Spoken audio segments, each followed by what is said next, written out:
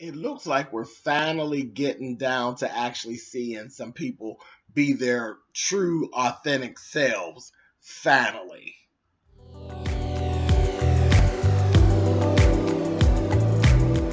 And I'm like, come on through, Cookie. I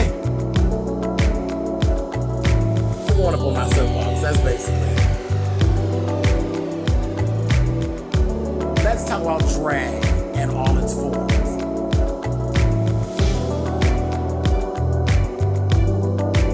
What, Cookie?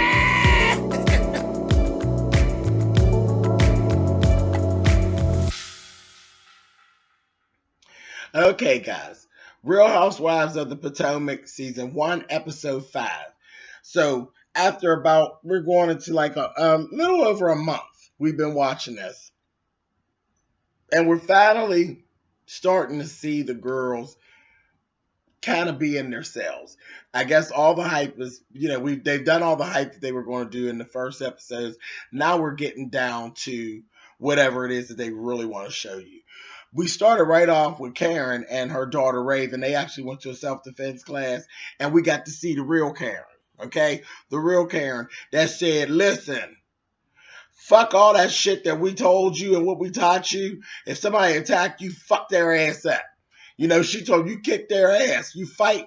You fight. Don't be nice and all that shit. Fuck all that shit we taught you. You fight and you come on home, honey. You fight for your life. I said, now see, here we go. Now we're seeing the real live milking the cow, ricking the fucking chicken's neck ass farm bitch. That's what I'm talking about. The real Karen. Child. So I was like, okay, that was kind of refreshing to see. I said, there's the real Karen. I was wondering when you was going to show up, girl.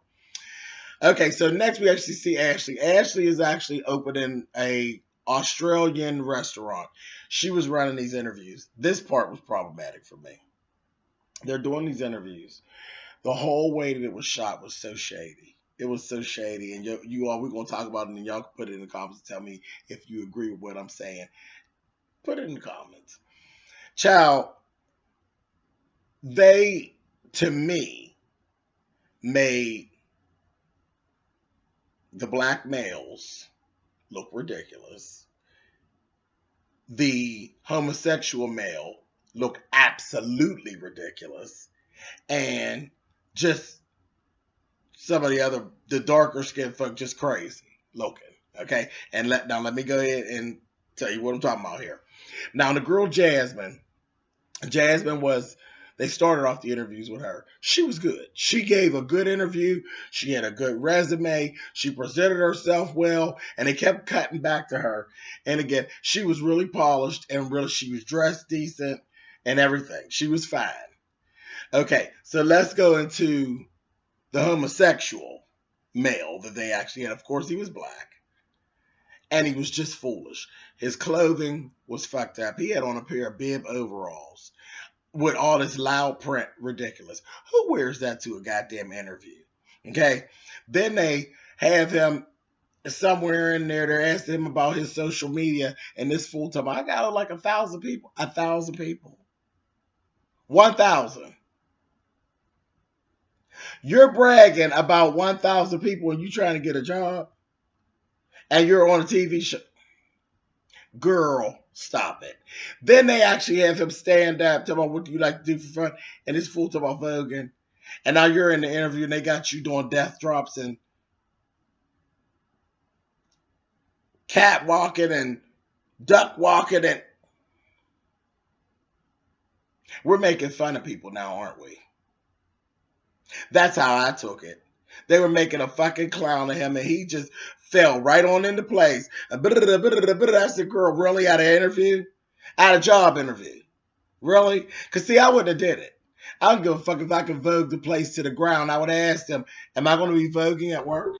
Because if I'm going to be voguing at work, then we definitely need to do some talk. Because there's going to be, that's the specialty. So, that's where you should have been going. If I'm creating some service that everybody can't do, if everybody in this motherfucker can't vogue and duck walk and catwalk, then we're going to have to negotiate more money. But no, I'm not going to sit in here and act a motherfucking clown and be the biggest fag that you could think of for the camera. and don't get paid for it. No, ma'am. Ain't a goddamn thing wrong with any of what we do as gay people. There's nothing wrong with it. Everything we do is something special because everybody can't do it. Whether that be drag, voguing, runway, those are specialties that we do that everybody can't do. Now, some people don't approve of it. Some people are jealous of it and all of that. They're specialty things we do, but they're not supposed to be used against you to try to make you look like a clown. And that's what they did here.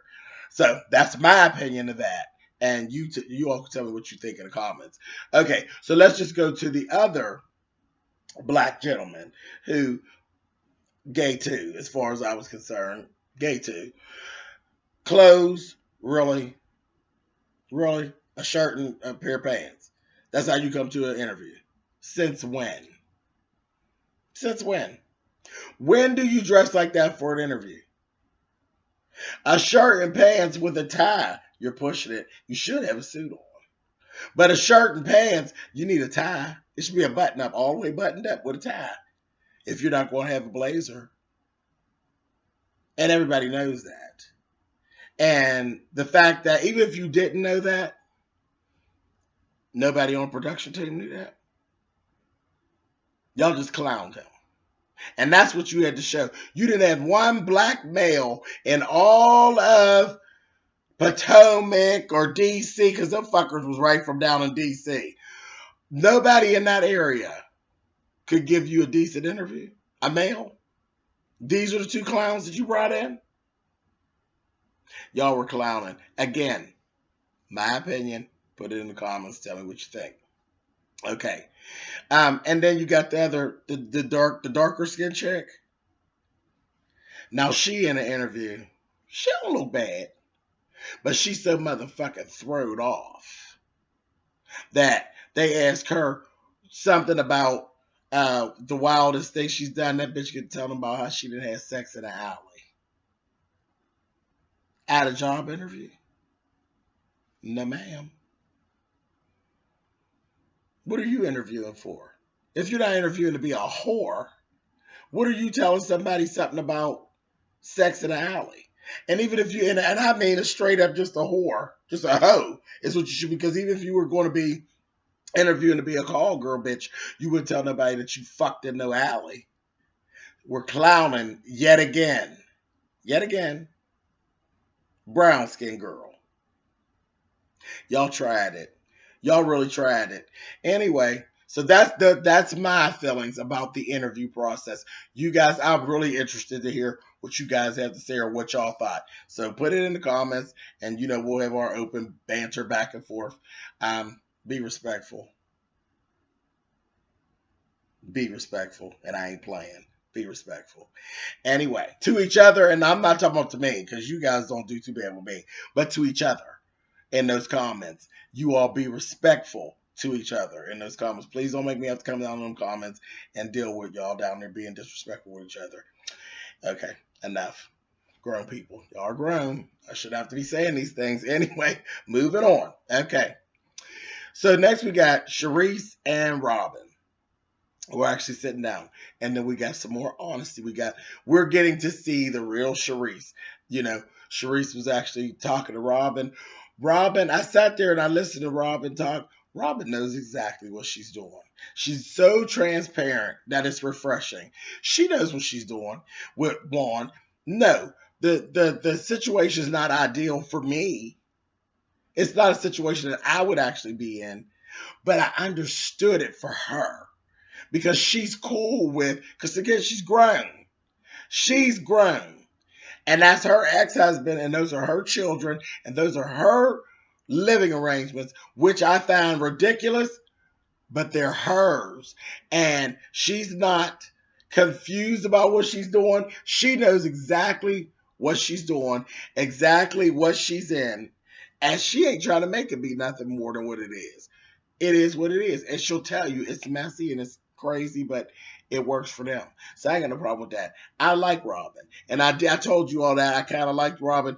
And now that I got that and I'm seeing that she knows exactly what, she knows that it don't look good to the outside world. But fuck y'all. It works for us. And she got a plan in her head about all of it, the fallout of it and the non-fallout of it. She got it all together. So I ain't got no problem with it, Robin. And I ain't gonna talk about it no more, baby. You got it. You got it. And I'm cool with you. And I'm cool with it. Now, it don't work for me, but I'm cool with you with it and all that. And then we had Sharice. Sharice actually was being honest. She's showing her feelings. You know, that cold, that ice princess shit. She ain't even dealing with that. She's not happy. And she actually is ready to divorce. And she was saying how she actually sent that shit to her husband in a goddamn text. I said, oh my God. Not a text message talking about you want to get a divorce. But whatever. It's just good to see her, you know, stop playing games and go on and be Sharice, you know. So we see that. I said, okay, this is cool. Definitely cool. And I know a lot of people have checked out of this show. They had gotten on people's nerves, and I think it's really sad. Because there's people who literally stopped watching because they were so overwhelmed with the fake bullshit that we dealt with in the first couple episodes that I think they're going to miss some pretty decent TV watching. But that was production. That was Bravo. You all decided to do it this way. So whatever losses, y'all just gonna have to sustain and suck them up. But whatever, they're not turning out to be as bad as what they were looking like, you know. But anyway, okay, so moving on, we actually have Jezelle and Karen actually got together, and they were just they went over Karen's house. Jezelle went to Karen's house. They're just kicking it around, just talking. And Lord, I said, Karen, no, this hair, the hair is too dark. It's too dark. You're too old and you're too fair skinned to have that dark hair. You need to bring that up. You can keep your light root, your light highlights, but you need to bring that main color up to something brown. That dark hair, she really looked hard as Chinese arithmetic with that hair. It was horrible. Just too hard. It's too dark. And she too fucking old and too goddamn crusty to actually be wearing that. But I'm laughing because it was thunderstorming outside. And you can see like that it was thundering and light and carrying on, and they were actually talking about different things. They were talking more so about Katie than anything else. And Jezelle was saying that she thinks the behavior that Katie was distributed at Ashley's party, she thinks the bitch is on drugs. But I'm laughing because every time they would go toward that little when they get messy with the conversation, just thundering and lightning, and she goes, "Oh my God, girl, I think you're supposed to say the D word." Drugs, honey. But she's going on. I said, child, it's lightning like that because you sitting in there with a motherfucking witch and the bitch is conjuring. That goddamn Karen, honey. Got her goddamn cauldron out, honey. That's why I keep lightning like that. Get the fuck on out of there. Anyway, moving on. Ashley, we met her mom and her brother. Can I say that her mother is my favorite person in this whole series so far? Her mother is a regular motherfucking chick. She just regular. I was with that. I don't know where she got that motherfucking daughter from, but her mother was so damn cool with me. Ghetto to the motherfucker. So, girl, where's the Patron? Because I know you got some. Looking for the Patron. Come in, she just regular. She dressed regular. Got the boy dressed regular. And she talk about her bankruptcy. And Ashley was saying, she was worried about her mother and what plans did you make to try to, get yourself out of this situation. And the mother told her, she said, listen, I'm your mother. I'm not your responsibility. If I need something, I will come to you and let you know. But I'm not your responsibility. And for that, I had all of the respect in the world for her mother. And I'm going to say that, put it on record. Ashley's mother to date is my absolute favorite person that has graced the screen on this show. She's a regular motherfucking chick. And I was with her. I was down with her. I said, okay, that said a whole lot because a lot of people walk around believing their children owe them something. I'm going to tell you, there's nothing that I wouldn't give my mother. Absolutely nothing. I would prefer, that's just the way my relationship is with my mother. My mother doesn't ask me for anything. She doesn't. My mother doesn't ask me for anything, but I will do without to make sure that my mother has, because that's how my mother raised me. And I know there's plenty of times that she's done without to make sure that I had. And she ain't never complained about it. She ain't never said one cross word about it. So, as an adult, anything I can do for my mother, I'm going to do. I don't wait around to have my mother to ask me for a goddamn thing. If I see she needs something, goddamn it, I'm going to make it pop. But that's, so when I seen that mother, and that's her standpoint, my favorite person that I've seen on the Real Housewives of Potomac thus far is Ashley's mother. So that's that. Kudos to Ashley's mother. Now Ashley, that's a whole nother story. Her and her husband. Whew. Anyway, moving on. So then we got Katie and Karen. It was, oh my goodness. Karen, they've been talking the whole time. They've been talking about this party that Ashley had. The fact that there was a cash bar. They've been talking about her about that. Katie's behavior at the party, which was ridiculous. Katie has to sit down with Karen. She asked Karen, she offered her to be to sit on the board of and be a host and part of the host committee for this fundraiser that she's trying to do. Karen gave her a couple of things of advice. Told her, no, you can't have access to my Rolodex, and she declined her offer to be part of it. Told her she was busy. I said, oh, okay, cool. So all the little ass kissing didn't work. So then Katie really showed herself, because after that, she was pissed with Karen. And I just looked back and I said, really, Katie? She declined. And she declined, it ain't because she don't have enough time, but she don't want her name slathered with your bullshit. So I kind of understood Karen with that, because that Katie, that bitch is messy. She's messy as hell, and I don't blame her. And Karen knew she only wanted her for her contacts. And then she had her to get an attitude. You got an attitude because she don't want to let you use her. Fuck you, Katie, bitch. Get on out of here with your trifling ass. Go try to teach some fucking kids something. Fucking goon. So, yeah, put it on the record. Write it down. I'm sad with Karen. Y'all know Karen gets on my nerves. But I don't believe in nobody using nobody. And if you decide I'm a bad person because I don't want to let you use me, fuck you, Katie. Yeah. So I just stood up for Karen. Whatever. Write it down because it may never happen again. Anyway, so moving on. So, Karen's having a party. And it's a bring your own man. BYOM, honey. Bring your own man party. It's a couples party. Jezelle ends up going out with this guy, Herman. Child, Herman was corny and horny. He was just a mess. He was nice enough. Not a bad looking fella. He wasn't good looking, but he wasn't bad looking. But he just talked a lot, and he reminded me of somebody who liked to touch herself. But anyway, she had a little date with him, and then she told him that, about the little party, and so he was going to be her date. Old Herman. Child. He looked like a Herman. All freaky and weird. Anyway, moving on. Okay, so when they go to the party, that damn Sharice actually brought her girlfriend. I can't think of her name right now, but the girl that we've seen, that's her one friend that we keep seeing all the time. So she brought her with her, as her plus one and everything. And Karen said that was okay. And Karen actually had a really sharp dress on at her party. Sharp dress, hair fucked up, but the dress was really, really sharp. And looked nice on her. It really did. It looked nice on her old ass with them big ass titties. I said, you better do it, bitch. And her husband, Ray, to me, Ray, he's weird and old, but his behavior with the people and his interaction, he's the one he does have class. He has class. He was a gentleman, and he seemed like really pretty much, he was a really good host and seemed like a real joy to be around. He was fun. He was really light, and, he don't really pay Karen that much attention anyway. We see that right around the house. But, because when they first got onto the boat, she was going on with this, my standards, this, that. I said, oh, here you go. You get ready to start that bullshit.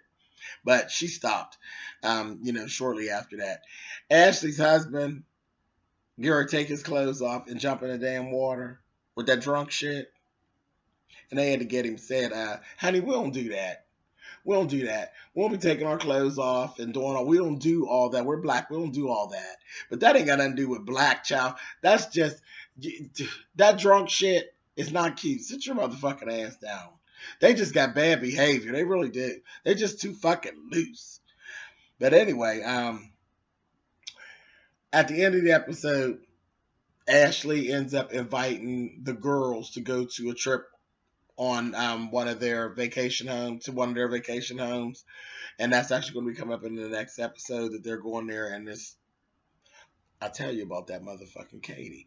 Katie gonna say, oh, so she's like, you can't come, no men. And so that's what Ray was saying. Ray is Karen's husband.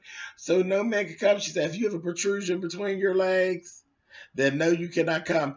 Do you know that fucking Katie gonna say, well, what if you got a really big clit? You just don't know how to not, do you? Bitch.